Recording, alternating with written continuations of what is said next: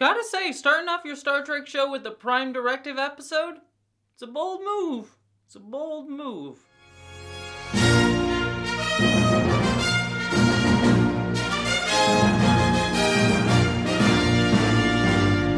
Hello interwebs and welcome, because it is an exciting time because we are here to review the first ever episode of a brand new Star Trek show, Star Trek Strange New Worlds.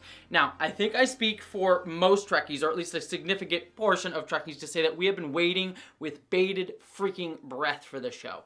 Whether you loved or hated any of the new modern Star Trek shows like Discovery, Picard, Lower Decks, I generally happen to like most of them, but I understand other people's frustrations or dislike of them for various different reasons other than some specific ones. But regardless, I think most of us can all agree that Anson Mount, Ethan Peck, and Rebecca Romijn's appearance in Star Trek Discovery Season 2 was a highlight of not only that show, but this entire modern era of Star Trek and Star Trek in general. So when we heard that this show was getting made, which was going to be sort of a return to not only episodic Star Trek without having these like season-long arcs, but also like kind of the original concept of Star Trek, the original series, like going back to the very first pilot with Pike in the captain's chair with these fantastic actors.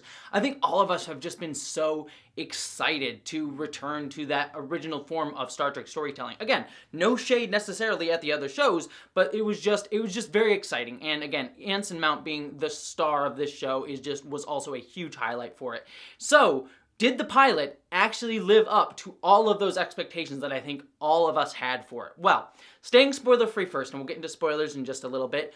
Hell freaking yes. This pilot was so wonderful and fun. Not only did it manage to be very economical and not only reintroduce us to all the characters that we haven't seen since Discovery Season 2, or more accurately, the short treks that they appeared in, by giving us sort of like spots where Pike and Ethan Peck, Spock, and Rebecca Romijn's Una are within their respective character journeys, but also just reintroduce us to where the Enterprise is at this point in time, like getting us to meet some new characters like La'an, Noonien, and Singh, or returning characters and where they are in their own journey, like Nurse Chapel and Uhura. And I just loved the characterization they gave to those old characters, something new and fresh added into them, but that still fits within what we know about them as characters from their original appearances in the original series, but also sort of updating them for a modern day. But also the new characters too also feel really fleshed out and drawn out, especially La'an. She gets sort of the biggest highlight as one of the newer characters this episode. And while this was a very fast-paced, brisk episode,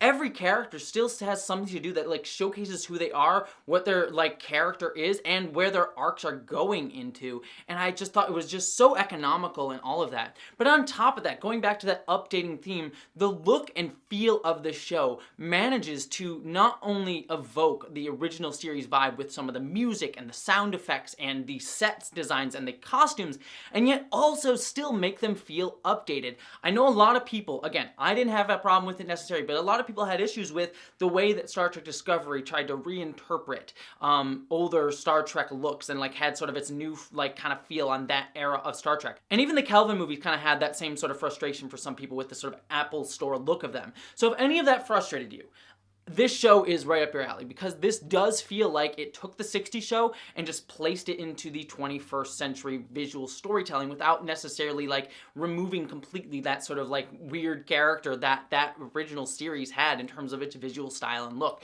And it was absolutely wonderful to see. Yet within that too, what I also really loved about this episode was that it did not shy away from placing itself within this modern era of Star Trek. I think one of the easiest things that this show could have done, considering the controversial nature of Star Trek Discovery to some Star Trek fans, and this show seeming to be like a for the fans sort of like, let's bring those people who might be upset at like what Discovery did on board. This episode sort of could have very easily been like very light on the Star Trek Discovery references and sort of be like distance itself a little bit from that show, not necessarily out of embarrassment, but just to sort of present itself as like, you know, this is its own like starting place for people. But what I appreciated most though is this episode never felt like it was embarrassed or sort of trying to distance itself from those roots. In fact, some of the plot points of the episode, without getting into too many spoilers, directly pull from events from Star Trek Discovery, both in the micro character arc centric ways having to do with Captain Pike, but also in the macro in terms of the larger Prime Directive storyline that we were getting here. And I loved that it managed to make all of that feel cohesive and tie together without ever feeling like it it was trying to distance itself from those things. Not that I necessarily think they would have done so, considering that's the show that's on right now. Like, Discovery is a contemporary of this show, but I feel like it would have been an easy choice for them to distance themselves a little bit, to sort of have an easy onboarding spot for a lot of people who may be coming to the show without even having watched Star Trek Discovery, or also may have been a little bit more distanced from what Discovery was doing, even if they had sort of good faith criticisms of it. But then finally, as I sort of alluded to already throughout this review, I just loved the episodic nature of this. As much as I, have mixed feelings, but generally enjoyed the blockbuster full season-long arcs that things like Discovery and Picard have done to varying levels of success, it was really nice to just, we got a beginning and we got an end to a story. It made me feel like the same feelings that I got with Lower Decks, which is also episodic, though it has, a sensibility that I particularly like as someone who's a big comedic and weird dork Star Trek nerd person. But it brought that into, live action that we haven't necessarily seen for a while. And the Prime Directive storyline here, which, again, bold move for a pilot episode of a show to directly tackle the Prime Directive, one of the most controversial topics, and yet uniquely Star Trek topics in all of the franchise, was a lot of fun. And I think they handled it really with aplomb, despite the fact that they were also doing the normal pilot stuff of, reintroducing us to these characters in this world and where we are within all of that. So just a phenomenal pilot, and honestly, I could see this going up as one of, if not the best, Star Trek pilots out there, right up there with Emissary and Lower Deck's Second Contact pilot. I think it's right up there with some of the best pilots in all of Star Trek. But that is all I can probably say, staying spoiler-free. So, if you have not seen the episode yet, jump off here, because I am going to go deep into spoilers and deep into them. Alright, since I've already kind of ranted a bunch already, I'm just going to go through the episode and just touch upon some specific things throughout the episode that I really, really loved and really enjoyed. The opening sequence where we sort of get the opening little bit where we get Una giving a kind of captain's log, sort of ruminating on first contact and science fiction, not only fit the tone of the story being told, because we get to see these aliens saw an actual Starfleet ship, the USS Archer, which is a Star Trek Enterprise reference, by the way, which made me very happy. But it tied into that, but also just tied into the themes of this show and the episode as a whole of, our introduction to first contact, to alien worlds, to strange new worlds, to science fiction in general, and I love that. And I love that tying into when we jumped over to where Pike is back on Earth, sort of on his off time, watching literally The Day the Earth Stood Still, which is an old science fiction classic movie about a first contact with humanity, aliens making first contact with human beings. And I like that that's sort of a flip of what this story that we see in this episode ends up being, but ultimately the same exact thing. It's very much directly saying, we are referencing this with that, because in The Day the Earth Stood Still, the alien in that does give a very similar speech to what Pike gives at the end of this episode about drawing together, becoming better, believing in a better humanity and not destroying ourselves. Same exact idea, but from humans being visited by aliens instead of aliens being visited by humans that we see later on in the episode. And I just love that direct narrative parallel that the episode draws between that direct reference of Pike watching that. But then we get my lovely boy Pike and his sexy beard making pancakes. What? Could he be sexier? Could he be any sexier than just making pancakes and riding a horse and having a beard? This is Pike is my dream man. I think he's all of our dream men. He's a wonderful human. But I also like his conversation with Captain Patel here. I thought that was a wonderful little back and forth where we sort of get a reminder of Captain Pike's journey that we saw him in Discovery, where he is sort of holding this weight of having had seen his future that we see eventually in Star Trek, the original series, where he ends up in the BP chair and horribly, unfortunately disfigured, but he does end up saving some cadets' lives. Again, I know there's some problematic stuff within that depiction of oh no, it's horrifying that he ends up in a wheelchair, which is a fate that a lot of people today actually live with. So I know there's some problematic stuff in there, but I do at least like that it's something he's thinking about and worrying about and having fear about, and sort of drawing directly from his characterization in Discovery. We kind of knew that going in, that was going to be his sort of big arc, at least at the beginning of the show, but I like that it's being brought up here and it's sort of distancing him from both Starfleet and Patel, who seems like his girlfriend. I hope we get to see more of her, because she was really, really great in the little bit that we got to see of her. But then he gets drawn back into Starfleet because he has to go and save Una from a disastrous first contact situation by this admiral who seems like he might be the Admiral Ross or the Admiral Forrest of this show, being the guy who has a familiarity with our main character, may pop up from time to time. I mean, every Star Trek show pretty much since Next Generation had the one admiral who kept popping up, and this might be that guy here. But then we get our brand new title sequence, which I, again, loved. It managed to evoke the original series with Pike given the famous monologue and also the same sort of like tune from the original series. But again, updating it visually and with like a brassy, more bombastic feel to it. But then even ending with that little theremin, like, like, lovely title sequence. Absolutely adored that. But then this brings me probably to the part of the episode that I'm most conflicted on. And I'll be honest, the reason I'm conflicted about this is not that it was bad by any means, because I actually think it was very, very good. I just have particular, like, I'm curious to see where they're going to go with this with the character of Spock. And that is Spock's backstory that we sort of get little hints of with him on Vulcan at the beginning here. Because we see Spock on a date with T'Pring. T'Pring being Spock's fiance, lover, person that we see all the way in Amok Time in Star Trek the original series. And so I'll just kind of talk generally about this, and then I'll give my particular own feelings on it and sort of separate my critic self from my own personal self on this storyline. I loved a lot of the writing here, like the date, like back and forth, Spock saying query, question, like all that stuff, and them going back and forth, and then Spock eventually proposing marriage, and then them kissing, but then Vulcan's obviously not liking any displays of emotion, being like, you can't do that here. And so they go back to Spock's bedroom, and they start having Spock upon far sexy times, which I thought was like, oh boy, whew, Ethan Peck. But I like when Pike calls and he's like, Spock, are you naked? And then T'Pring's like, no, he's not. He was about to be. Just very radically honest as a Vulcan would be and just matter of fact. And then I also like when Spock speaks for T'Pring and says like, oh, she'll understand. T'Pring calls him out on that. I like a strong woman being like, don't speak for me. I'll forgive you now, but don't do that again. I thought that was really nice as well. And we start to get this idea between the push of duty and Spock's tying into Vulcan, which is something that has always defined his character. And so I like that sort of push and pull here. Now, I'm going to put a pause on this because this is going to be just me, Jesse's feelings on this, and not necessarily like a critical analysis of this. I have feelings on Spock being in a romantic relationship because the way we saw T'Pring's relationship with Spock in Amok Time depicted, it was something that Spock very much was uncomfortable with. Now, I have made no bones about the fact that I like reading Spock as more asexual type of a character, and also like you can also have the homoerotic undertones between him and Kirk. That's more of like a fun shipping thing, and no, not necessarily canon or anything that's ever going to be actually verbatim depicted. He does just have a close friendship with Kirk within the show, but I do like having that reading. And I do wonder, not that it's like a bad thing or a wrong thing or like misinterpreting canon, or I'm not going to go down that route, but I think there's actually more of a strength, I think, in depicting Spock as a little bit more reticent to engage in sort of Vulcan culture in the way that this section of the episode depicts. I liked having him be a little bit more distant or reticent from Vulcan culture in a way that could be read, like through those like queer lenses that I always like to put onto things, but also I think just adds more to his tension between culture and Vulcan.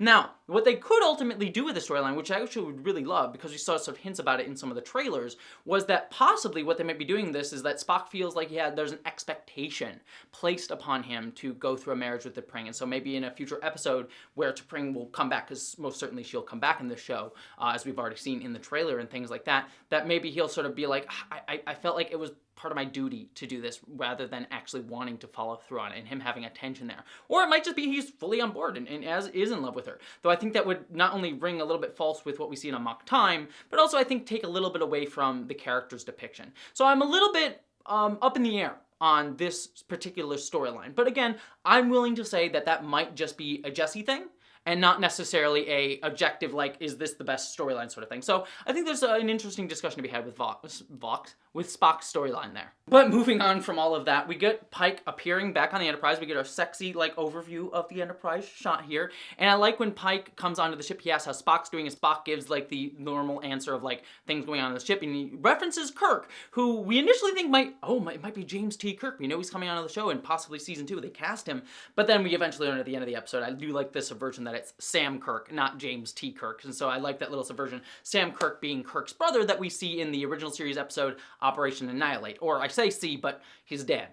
He's dead there. Sorry, spoilers. Sam Kirk gets murdered by weird bat things. It's a weird episode. But anyways, nice to see his character actually getting some evolution here. It'll be nice to see how he evolves over the course of this series. Obviously, he just pops up at the end here, but I like that little joke, like, oh, we're gonna get Kirk here as well. Thought that was kind of fun. But then we also get another little inside Trekkie joke here where Pike also is saying like, oh, I thought you were going to be my first officer to Spock, but then him being like, oh, I would have been uncomfortable with the new number one, and he like stops immediately in the middle of it, and it seems like he's about to say like, uncomfortable with a woman being my first officer. I know that he wasn't actually going to say that, like they wouldn't say that, but it is a cheeky little reference to this scene in Star Trek, the original series' pilot. Now, she does a good job, all right. It's just that I can't get used to having a woman on the bridge. So a nice little cheeky joke at that, but obviously just a new number one was what he was going to say. So I like that little like cheeky reference to one of the more off-putting parts of the original series' initial pilot episode. And here's where we get to meet a few of our new characters. We get to see this version of Uhura. We learn that she's a cadet and she's known for knowing a lot of languages, which I like to see. We meet Ortegas, who is the navigator on the ship. Nice to see her. And we get to meet La'an, who is sort of the character that gets the most focus in this episode as a new character. But then we get a really lovely scene between Spock and Pike here, and I like that this scene between these two characters really showcases the casual feel between them, that they trust each other, they know each other, that they are friends, and that while there is a sort of respecting of Pike as the captain, where Spock says, I don't wish to overstep, and Pike says, overstep, they are able to have like a casual, friendly conversation between the two of them, and I really enjoyed this scene where Pike opens up about him believing like, oh, now that he knows his death, he sort of removes that fear of death from him, and that he feels that might make him weaker in some senses. And so Spock sort of talking him through that. I thought that was a really wonderful way to start off Pike's character arc within this, not only episode, but the series in general. Really, and I also like the flashbacks to Discovery that we got to see there from Boreth. But then we get to Kylie, our planet that had first contact on it, and we sort of learn the situation that the USS Archer is empty now, and they need to go find Una,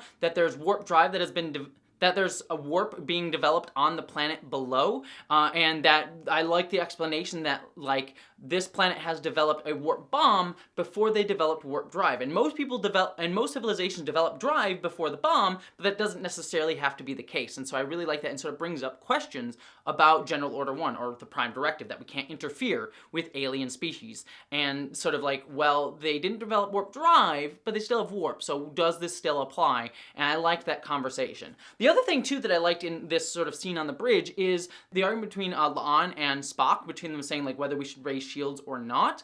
And I like that Pike just sort of listens to the argument. Like, this is what a good commander does, right? He just sort of like listens to the people around him, his trusted advisors, lets them argue, and then makes a decision based on their argument. It's not just like them arguing for argument's sake, but Pike just like literally just listening to hear both sides of the conversation, and he eventually sides with La'an. He puts up the shield, and it turns out to be the right choice, and so I liked that.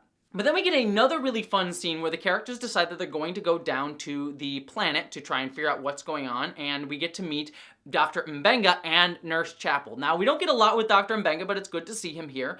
He is a character from the original series, and I like that he has a familiarity with Pike. I like that they hug. But Nurse Chapel, clearly the standout here. If any of you have seen the original series, and don't get me wrong, I love Majel Barrett. Majel Barrett is a fantastic actor, especially when we get to see her in Star Trek The Next Generation and as Una in the original pilot. But as the character Nurse Chapel in the original series, nothing against Majel Barrett, the character didn't have a lot to do other than pine for Spock most of the time and just be a nurse. That was really all she had to do in the original series. And so I love that the characterization of Nurse Chapel in this episode is like a weirdo dork. Like, she just seems like very strange, like kind of almost a little bit mad scientist-y, not that far around, but she's like very excited and likes to temper with stuff. Like, the personality that both the writing and the actress brings to Nurse Chapel was just amazing to see. And I like her, like later on in the episode when they have the people beamed up from the planet, and she's like taking their DNA. She seems a little bit excited when one of them gets away. Like, she just always seems kind of game and down for like having a little bit of fun. I just liked her character. But I also like that we get to see a little bit of Ortega's character here too, because she doesn't want to take any sedative to maybe put off, to maybe like dilute her senses or things like that. And again, it shows her like she likes to be like that strong, tough security officer character. She's like, I don't want anything to dilute my senses, and she's willing to sort of take that front on. And I like that Pike doesn't force her to do it. Again, a nice little showcasing of the character here.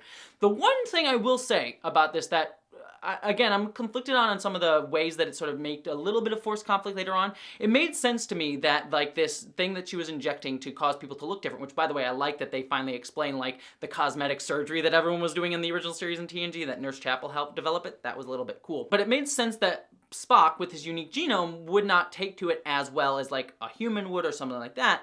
But it was sort of, like, frustrating that, like, why did Spock need to be the one to go on the planet at all then? I get that he's the science officer, they're dealing with warp drive stuff, but I think if their goal is to just rescue Una, they didn't necessarily need Spock. It could have been someone else that could have accepted the drug a little bit better and, like, not had that sort of, like, worry about him being, like, shifting as he does later on the planet. So that was a little bit forced for me.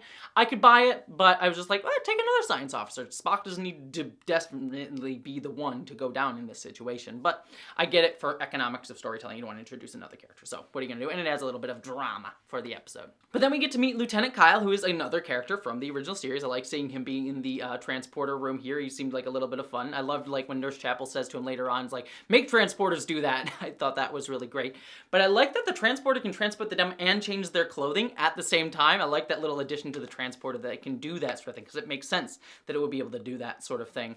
But also, I like when they get to the planet that Spock doesn't have pants on. He's like, where are my pants? I did not choose this. Nice little bit of comedy there. But then we get a sort of an awareness that this planet is at the same place that the United States is kind of right now, where there's a lot of protests and people getting angry at each other and on the way to the Civil War and World War III, which, by the way, again, I do like that this episode later on does sort of say that the eugenics wars and World War III were the same thing within Star Trek canon, that they evolved into each other, because within Star Trek canon, there's been a bit of a conflict just due to timelines with when the original series was made in the 60s of the eugenics wars and World War III being separate things, because technically, if you follow explicit Star Trek canon, the eugenics wars should have already happened in our real world. Like, I think they happened in, like, the 90s. So it's a little bit of a weird, like, fixing of the timeline that the episode does. So I like that sort of reference here. But we also sort of get that this is supposed to evoke where we are right now in Earth's history. And so I like sort of Pike commentating on that and saying that that's sort of the exact same thing going on here. And again, going back to that idea of the day the Earth stood still, of people needing to come together. Then we get a fun little action scene where one of the people that La'an sort of knocks out gets to escape, and Nurse Chapel gets to save him. She uses the medical transporter, which I like seeing that we have that to get to the bridge on time. But then also I like Uhura being able to talk to this guy and calm him down, because she's able to talk to him about his culture. Because of course Uhura would know about this guy's culture.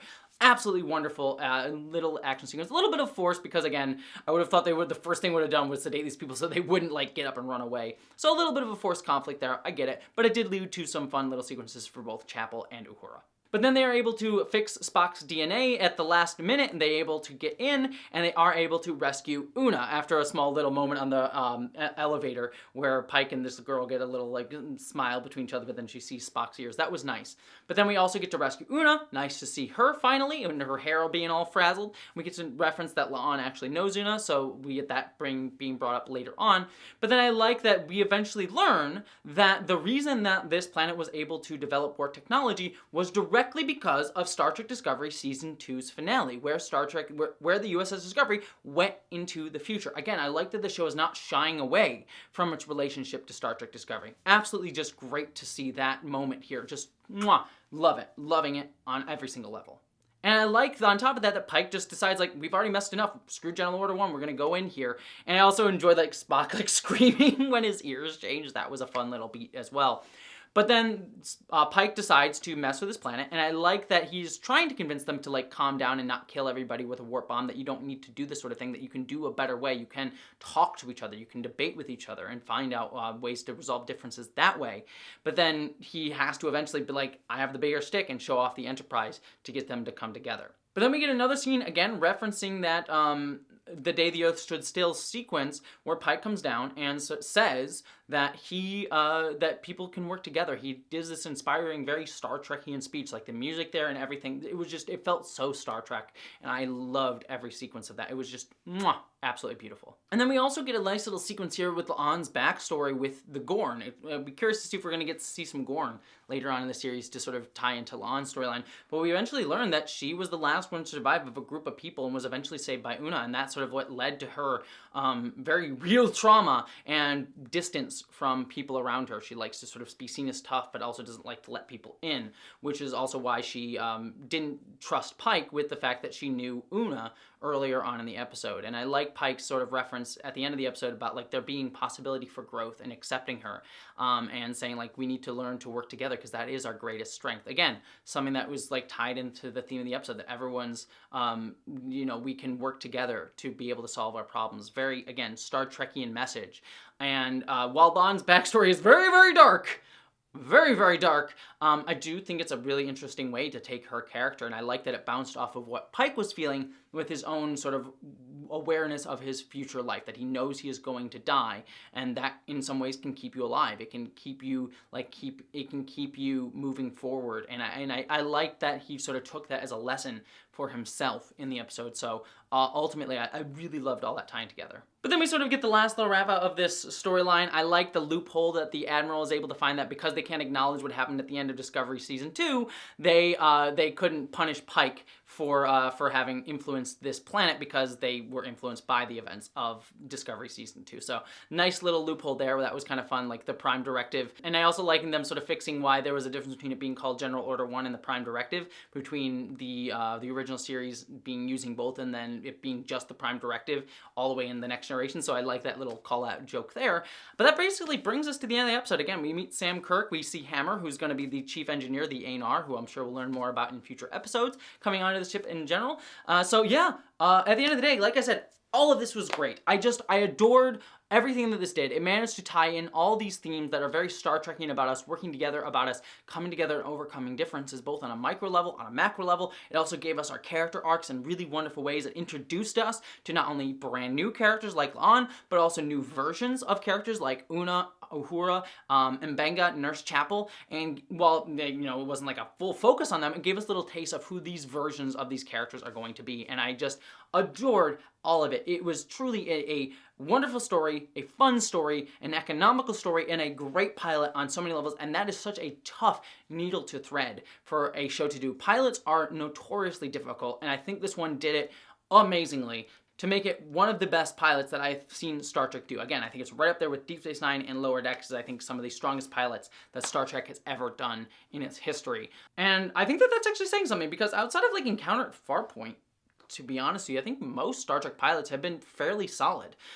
So to say it's one of the better ones is actually saying something. So a lot of fun. I'm so excited to watch more of this show. This show seems like it's going to be a true standout Star Trek show for all of us nerdy Trekkies, but also people who may be jumping into Star Trek at this point too. So regardless of which you are, I would love to hear your thoughts down in the comments below. Did you love this episode, hate this episode? Are you frustrated at it? Are you really enjoying it and loving it? I'd love to hear all of that down in the comments. Don't forget also too to subscribe to this channel, because I do reviews of every episode of Star Trek, but also I'm reviewing Halo and other things like that. I'm going to be doing more Star Trek stuff on this channel as well. I also have a main channel called Jessie Gender, where I do my more video essay type videos. I have a video coming out very soon about James Gunn over there. It's going to be a really fun analysis of his works as well. I also have some other Star Trek stuff and essays coming out over there. I also talk about LGBTQ and social and political issues on that channel, so check that out.